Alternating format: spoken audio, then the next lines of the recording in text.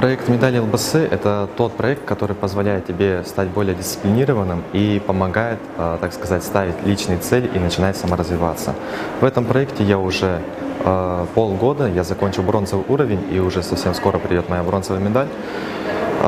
И через этот проект я узнал через своих знакомых еще на самом старте, потому что как сарафанное радио распространение информации работает, и очень много людей, молодежи рассказывают об этом. Эта поездка запомнилась мне тем, что мы в каждом городе практически встречаемся с участниками проекта «Медали ЛБС», где мы знакомимся, рассказываем друг о друге и, так сказать, заряжаемся энергией. У нас, у амбассадоров, у всех есть определенные цели, все мы занимаемся активной волонтерской деятельностью, все хотим, так сказать, распространять информацию о себе, рассказывать об этом проекте и о том, чтобы все больше и больше людей подключалось к нашей активной деятельности и участвовали в проекте «Медали ЛБС». Я хочу провести небольшой, так сказать, рейд по школам и рассказывать ребятам о том, что такой проект существует, что он им может подарить и почему в нем стоит принимать участие.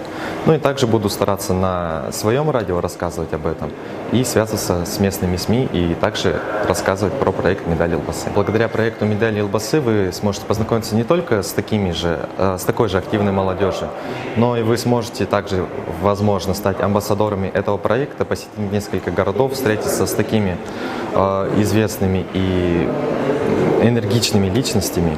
И благодаря проекту «Медали ЛБС», лично я встретился с Даригой Нурсултановной и достигал все больше и больше новых высот.